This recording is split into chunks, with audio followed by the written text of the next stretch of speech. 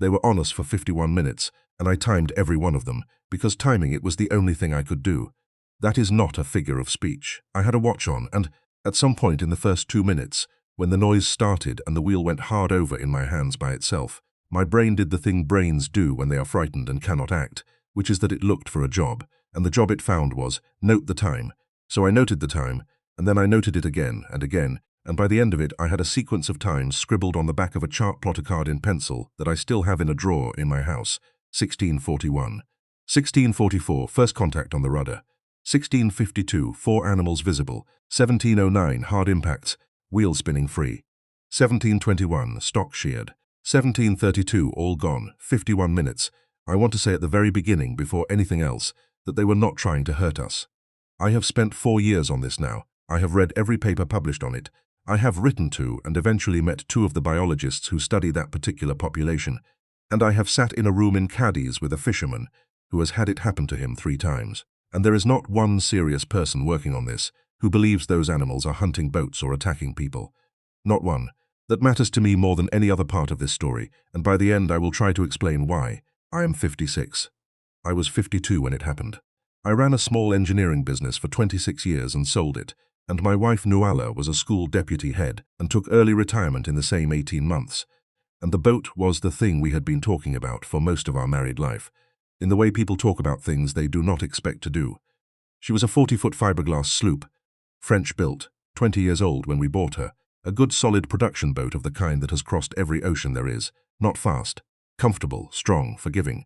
We had spent 2 years and an unreasonable amount of money doing her properly, rigging, sails, ground tackle, electronics, a watermaker, and a full survey with everything on the list actually done, rather than noted and ignored, which is the difference between a boat that goes to sea and a boat that goes to the Solent. We had done 2 seasons in the Med and 1 winter in Portugal, and this was the passage we had been building toward, which was down from Lisbon, round the corner, through the strait, and eventually across. Nothing exotic. Thousands of boats do it every year. We left Lagos in early August in beautiful conditions, and we were making for the Strait of Gibraltar, and we were about 12 miles off the coast in about 200 meters of water, on the edge of the continental shelf, at 4 in the afternoon on a Tuesday.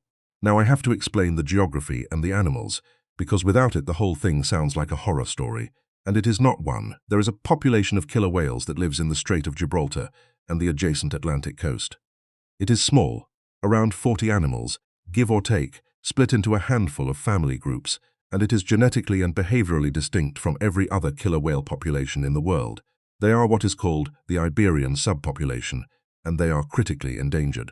Their entire way of life is built around one thing, bluefin tuna. They follow the tuna migration in and out of the Mediterranean, and they hunt them in a way that has been documented and is extraordinary. They chase individual tuna in relay, sometimes for 40 minutes, wearing the fish down over long distances at high speed, which is one of the most energetically expensive hunting strategies known in any animal. They also, some of them, take tuna directly off the lines of the artisanal fishermen who work that coast, which those fishermen have opinions about, and which they have mostly, in my experience, expressed to me with a kind of exhausted affection. They are big. A mature male is 8 meters and 6 tons, and they are, by every measure we have, among the most socially sophisticated animals on this planet. Matrilineal groups, lifelong bonds, dialects specific to families, and demonstrable cultural transmission, which is the important word and which I will come back to. And starting in about 2020, boats along that coast began reporting a thing that nobody had ever recorded before anywhere in the world. Killer whales making sustained physical contact with sailing yachts, focused almost entirely on the rudder, not the hull, not the keel, the rudder. I knew all of this before we left Lagos. That is the part people find hardest to believe. There were notices, there were WhatsApp groups, there was a reporting scheme with an interactive map, and there were advisory guidelines from the Spanish and Portuguese authorities about which depths and which stretches of coast to avoid and what to do if it happened. We had read all of it. We had made a plan. We thought, being sensible, we were going to stay well inshore, in under 20 meters of water, because at that stage the working advice was that the animals mostly did this in deeper water and that shallow water near the beach was the safer option. And on that particular afternoon, we were not inshore, because there was a fishing fleet working the shallows in front of us, with a great deal of gear in the water, and I made a decision to go outside them. It was a completely ordinary piece of seamanship. I would make it again. That decision put us on the edge of the shelf at 4 in the afternoon in August. The first thing was the sound. I want to describe this properly because it is the part that comes back. I was at the wheel and Nuala was down below making tea, and there was a noise through the hull that I felt through the soles of my feet before I heard it with my ears. A heavy, blunt, resonant knock. Not a bang, a knock, the sound a very large soft thing makes when it pushes a hard thing. And then the wheel moved in my hands. That is the thing I was not prepared for, and that nobody who has not had it happen can quite picture. A yacht's steering is a mechanical system. Wheel, cables or quadrant, rudder stock, rudder. When something pushes on the rudder, that force comes up the whole chain and arrives in your hands. And what arrived in my hands was not a nudge. It was a slow, enormous, absolutely unstoppable pressure that took the wheel round to starboard while I was holding it with both arms, and I could not stop it, and I weigh 90 kilos. I shouted for Nuala. She came up with a mug in her hand, and she looked over the stern and she said, very quietly, "There are a lot of them. There were 9 that we could count, and I think 10. 2 very large ones, one of them an adult male with a dorsal fin taller than a person, which is a thing you cannot really process when it is 4 meters from your transom, and a group of smaller ones, and 2 that were unmistakably juveniles, maybe 3 meters, and those 2 were the ones doing most of the work. I want to be very careful and very accurate about what happened over the next 50 minutes, because it is the most misreported thing I know about. They did not ram us. There was no charging. Nothing hit the hull. Over 51 minutes, not one of those animals made contact with any part of that boat except the rudder and twice, the very bottom of the skeg in front of it. What they did was push. An animal would come in from astern, turn on its side, put its head or its shoulder against the rudder blade, and push steadily with the whole weight of its body for 4 or 5 seconds at a time, and the boat would slew. A 40-foot yacht, 10 tons, doing 5 knots, would be pushed bodily sideways through the water, and I would stand there with a wheel I could not hold, and then it would let go and drop back, and another one would come in. They took turns. That is the thing I cannot get past. They took turns, and there was an order to it, and between attempts the animals that were not working the rudder lay off about 10 or 15 meters and watched, and the juveniles were the persistent ones. The 2 small ones came in over and over again, and the big male, as far as I could see in 51 minutes, never touched the boat once. He stayed off the port quarter, at a distance, motionless in the water except for his tail, and he was there the entire time, and I have thought about him more than anything else out there. We did the correct things. I want that in the record, not because it worked, but because it is what people should do. We took the sails down. That is in the guidance, and there is reasonable evidence behind it. The working theory being that a boat that is not moving and not making noise is a less interesting object, and that the whole behavior may be connected to moving rudders in some way that we do not understand. We furled the genoa and dropped the main and stopped the engine, and the boat lay there and rolled, and I stopped touching the wheel. That was the hardest instruction I have ever followed in my life. Every instinct in a sailor's body says hold the wheel, and the advice is to let go, because if the rudder is free to move, the forces on the stock are lower and the steering gear is less likely to be destroyed.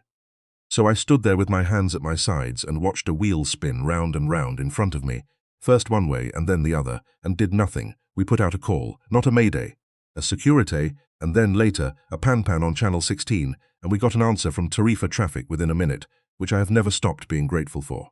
There is a well-established system on that coast, and they knew exactly what we were describing before I had finished describing it. They logged it, they asked for our position, and they told us to report again when it stopped. When. Not if. That was the word he used, and it was the most reassuring word I have ever heard from a stranger. And then Nuala did the thing that I think about most, and which is entirely in her character. She went below, got a fender and a bucket, came back up, and started banging. Some of the fishermen swear by making noise. Others say it makes it worse. The evidence is genuinely mixed, and the official guidance at the time was not to do it. But she had been standing there for 20 minutes doing nothing at all, while a group of animals dismantled our steering, and she is a person who cannot bear to be useless, and so she got a bucket and she banged it on the deck and shouted at the ocean, in the accent she only uses when she is very angry, which is from Sligo. It made no difference whatsoever. Not one of those animals reacted to it in any way I could detect. But it made an enormous difference to her, and afterwards she said something I have never forgotten, which is that she had needed to be a participant rather than a witness. The stock sheared at about 17:21. I did not know that was what had happened. What I knew was that there was a sharper, higher sound from below, a crack rather than a knock, and then the wheel went completely dead. Not heavy, dead. It turned freely, with no resistance at all, round and round, which means the wheel is no longer connected to anything. And Nuala, who had gone below to look at the steering quadrant, called up in a completely level voice that we had water coming in. Here is what had happened, and I have had it explained to me twice since by people who took our boat apart. The rudder on that design hangs on a stainless steel shaft, the stock, that comes up through the hull inside a tube, sealed at the bottom by a bearing. The stock had not snapped clean off. It had sheared partially, high up, and the whole assembly had been forced sideways enough to damage the lower bearing and open a gap between the tube and the shaft.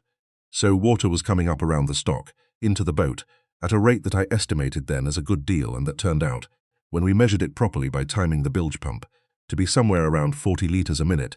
40 litres a minute is not a catastrophe. Our electric pump could handle roughly that, and we had 2 manual pumps as well. But it is not a leak you can ignore, and it is a leak that gets worse if the rudder keeps moving, and at that moment, the rudder was still being pushed by a 3-metre juvenile killer whale. We were 80 miles from the nearest place I would want to take a boat with no steering. And then they left.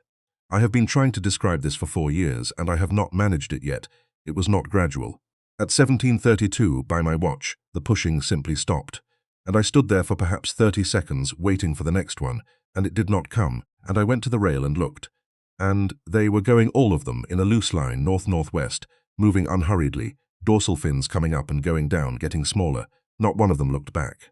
I want to be honest about that because it would be a better story if one of them had. And then the ocean went silent. That is the thing I actually came here to tell you about, and it is the reason I agreed to tell this at all. There had been wind all afternoon, a light northwesterly, 10 or 11 knots, enough to sail on, and in the 20 minutes after those animals left, that wind died away completely. I do not know whether it was already dying, and I had not noticed because of everything else, or whether it happened in that moment. I know that when I looked up, the wind indicator at the masthead was stationary and pointing nowhere in particular. The sea went glassy. Not calm, glassy, oily, with the long, low swell still coming through underneath, but not one ripple on the surface of it, and there was no sound. I have been at sea for a long time, and I did not know that was possible. There is always sound on a boater at the stern, a halyard tapping, the rigging humming, at some frequency, always, even in almost nothing, a block creaking somewhere, the hum of the fridge, something. We had no engine running. We had no sails up to slat. There was no wind in the rigging. There was no water noise because we were not moving. And there were no animals, no gulls, no shearwaters, nothing, in a piece of ocean where there had been birds all afternoon. Nuala and I stood in that cockpit and did not speak. I have asked her since how long it was, and she says 15 minutes, and I think it was 10, and neither of us has any real idea. What I remember is that at some point I realized I could hear my own pulse, and that I could hear the sound of her breathing from 4 feet away, and that the loudest thing in the entire world was a bead of water dripping off the boom onto the spray hood every few seconds. I have thought about that silence more than about the animals, and here is what I think it was, and it is not mystical, and I have made a certain amount of peace with it. The wind died because it was August on the Iberian Shelf in the late afternoon, and that is a thing the wind does there.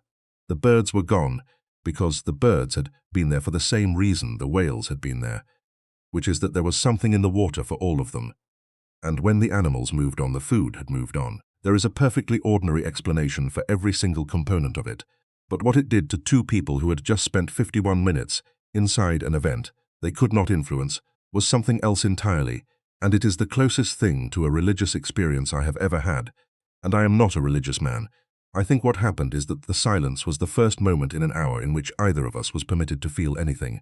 And what arrived in that gap was not fear and not relief. It was scale. It was the plain physical understanding that we were 2 people standing on a small plastic object on the surface of an enormous body of water that had been doing whatever it was doing for a very long time before we arrived, and that we had just been included in a piece of it, briefly, without being consulted. Nuala broke it. She said, and this is exactly what she said, and she denies it, and I am certain well. And then we went to work, and the work took 11 hours. I want to describe the repair in detail, because it is the part I am proudest of, and because everything I have ever read about incidents like this skips straight from the animals to the harbour. Problem 1 was the water. The leak was around the rudder stock, where it comes through the hull. You cannot reach the outside of that. You can only work from the inside, in a locker, upside down with a torch in your teeth. What we did, and this took about 3 hours, was this. I cut a cylindrical fender in half lengthways with a bread knife, which is a thing I would like on my headstone. That gave us 2 curved sections of thick, soft closed cell foam. Then I took the sailbag from the storm jib, which is heavy dacron, and I cut it into strips, We packed the gap around the stock with wadded strips of that sailcloth, forced down as hard as we could, with a screwdriver handle, and then jammed the two curved fender sections down on top of it, as a compression collar, and then we lashed the whole assembly down against the tube flange, with about 40 meters of light line, taking a turn round the flange and cranking it tight with a winch handle as a Spanish windlass. It did not stop the leak. It cut it by, we estimated, about 80%, down to something the bilge pump could handle with the pump running, perhaps 1 minute in 5 instead of continuously. Problem 2 was steering, and that was Nuala's. A boat with no rudder is not a boat that cannot be steered. It is a boat that has to be steered another way, and there are two other ways, with the sails and with drag, the sails first. This is old knowledge. It is how boats were handled before rudders were what they are, and the principle is balance. Sail area forward of the boat's pivot point pushes the bow away from the wind. Sail area aft pushes the bow into the wind. So a boat under headsail alone, with no mainsail, will want to bear away and run downwind, and a boat under main alone will want to round up. Our destination was more or less downwind of us, once the wind came back the following morning. So we sailed her under headsail alone for 90 miles, and the drag was the other half, and it is the bit that people always ask about. We put 2 buckets over the stern on long lines, one to port and one to starboard, each on about 15 meters of warp led forward to a winch. A bucket streamed in the water on one quarter drags that quarter back, which turns the boat. Ease one, take up the other, and you have steering. Course, slow, requiring about 20 seconds to take effect, and enough. We steered a 40-foot yacht 90 miles across the mouth of the Strait of Gibraltar at night, in shipping, with 2 plastic buckets on ropes and a headsail. It took 26 hours, and it was, without any question, the most satisfying 26 hours of my entire life. I should say that we were not alone in the sense that mattered. Tarifa Traffic had us on their system from the first call, and they spoke to us every hour, and at about 2 in the morning a Spanish Coast Guard vessel came out and offered a tow, and this was a joint decision made in about 90 seconds, declined it. I have been asked about that a great many times, and I understand why people find it strange. Here is the honest answer. We were not in danger. We had a boat that floated, a leak that was contained, a system for steering that was working, plenty of water and food, no injuries, and a wind that was taking us where we wanted to go. A tow at 4 knots at night with a boat that cannot steer is not a safe operation. The tow itself introduces new risks, and underneath all of that, there was a thing I did not say out loud at the time and that Nuala said out loud about a week later, which is that after 51 minutes of having something done to us, we very badly needed to do something ourselves. They stood by us for 4 hours anyway, out of sight over the horizon, and then handed us off to another vessel, further east, and I have written to that service twice. The night crossing is the part I would want in the film. If there were a film, we were in the approaches to the Strait of Gibraltar, which is one of the busiest pieces of water on the planet. Something like 300 ships a day go through that gap, in 2 lanes, and they are big, and they are fast, and they do not stop. And we were a small yacht with no steering, crossing at right angles to all of it, in the dark, at 3 knots. It should have been terrifying. It was the opposite, because everything worked. The system we had built out of buckets and rope did exactly what we needed it to do. Nuala took the port bucket and I took the starboard, and we developed, over about 2 hours, a language for it. A way of calling adjustments to each other, which was mostly numbers and which by midnight had become almost wordless. Ease 3, take 2, hold. And around us all night, the lights went past, great blocks of them, moving, half a mile and a mile off. And we sat in that cockpit and watched a lit ship go by at 14 knots, and I felt no fear at all, and it took me a long time afterwards to work out why, and I think it is this. For 51 minutes that afternoon, we had been in a situation where nothing we did made any difference at all. And that night, everything we did made a difference. Every adjustment moved the boat. There is nothing that steadies a human being like that. And in the middle of the night, at about 3, with the Moroccan coast a scatter of lights to the south, and Tarifa's loom to the north, the bioluminescence came up, the whole wake of that boat, such wake as 3 knots makes, lit cold green, and the buckets astern were dragging 2 glowing trails behind us, and Nuala leaned over and put her hand in the water and it burned, and there were fish going through it, little ones, streaks of light, and once something much bigger that went under the hull and turned and came back and left a lit outline in the plankton that I could see the shape of. We sat there and watched that for an hour, and neither of us said very much. Dawn was the other thing I would want kept. The wind had come back at about 4 in the morning, gently, out of the northwest, and by first light we had steerage way and a system that worked and 11 miles to run.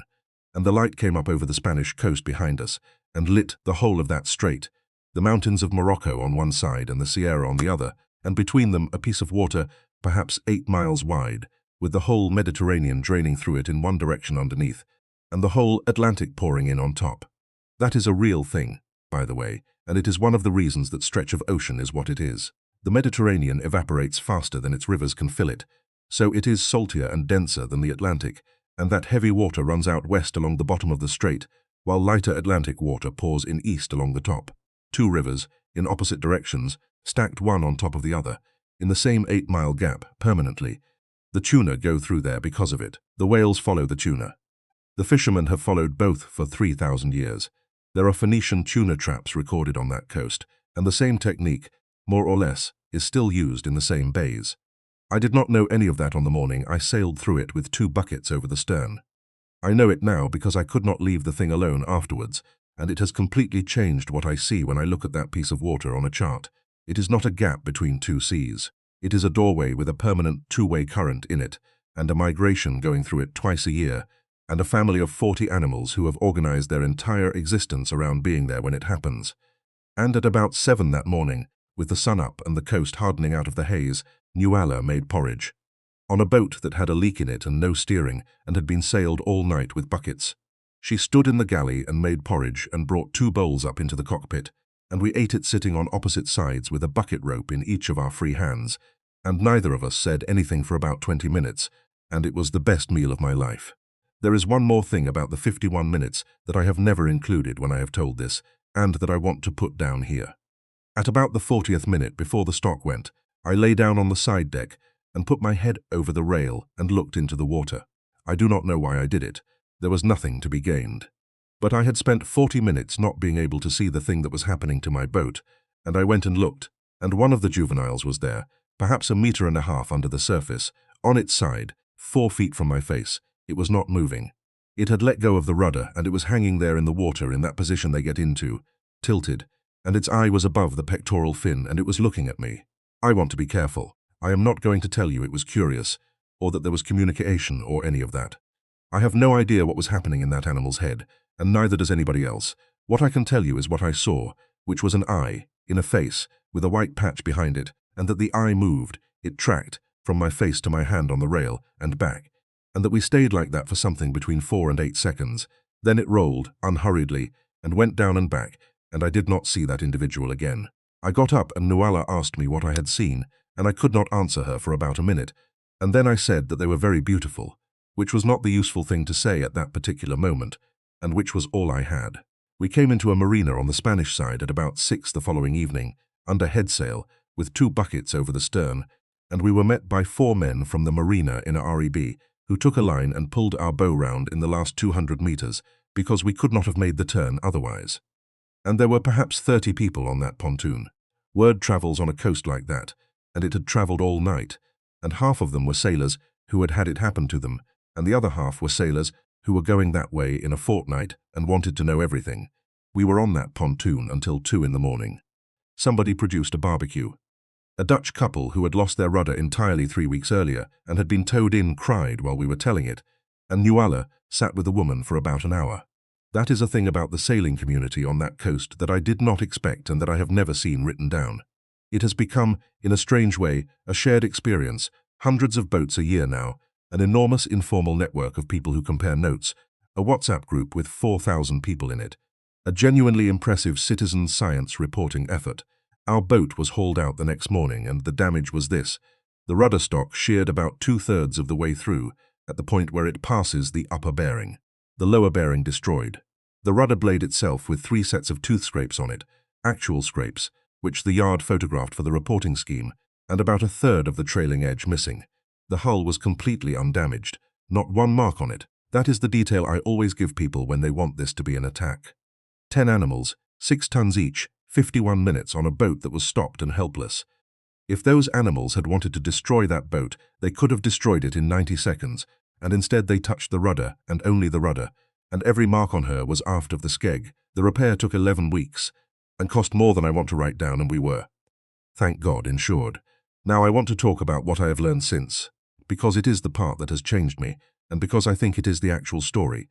I did what an engineer does, which is that I could not leave it alone. I read everything. I wrote to researchers, most of whom answered, which astonished me. I went to a workshop in Cadiz. And I ended up spending 2 days with a biologist who has been watching that specific population for over 20 years, and who knows those animals as individuals, by name, by the notches in their fins. Here is what the people who actually study this think, as best I can summarize it, and every one of them will tell you first that they do not know. It is not aggression. There is no evidence of it. The animals do not display any of the behaviors associated with aggression in killer whales, and in hundreds of documented interactions with people in the water. Swimmers, divers, people whose boats have sunk under them and who have been in the water in the middle of it. There has never been a single injury to a human being. Not one.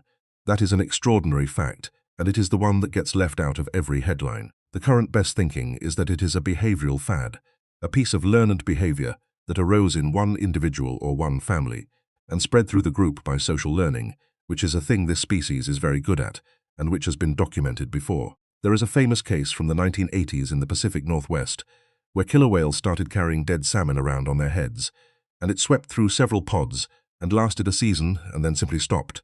Nobody is entirely sure what started it here. One hypothesis, and it is only a hypothesis, is that a particular female had a traumatic experience with a vessel and that the behavior began as something defensive and then spread as play. Another is that it is connected to the rudder specifically, because a moving rudder is the one part of a yacht that resembles, in movement and in resistance, something these animals interact with constantly. And here is the part the biologist said to me that made me put down my pen. She said that the animals doing most of it are the juveniles, that the group of animals involved is small and identifiable, and that in this population, in this decade, at this moment, there are fewer than 40 individuals left in the entire world, and that if the behavior causes them to be harmed, by a propeller, by somebody firing something at them, by any of the things frightened people do, then it is not the boats that are at risk in any meaningful sense. I sat in that room and I thought about the big male who never touched us, who stayed off the port quarter for 51 minutes at a distance and did nothing at all while 2 juveniles took our steering apart. I do not know what he was doing. Nobody does. I have my own private and completely unscientific belief about it, which I hold quite firmly and would not defend for a moment, which is that he was supervising. And I think about the fact that of all the wild animals on this earth that could have surrounded a stopped boat with 2 people on it for 51 minutes, it was these, and that not one of them touched anything except a piece of steel and fiberglass. We went back the following season, same coast. We did the passage again in a rebuilt boat with a laminated card in the cockpit with the current guidance on it and a reporting app on the phone. And nothing happened at all, which is what happens to almost everybody.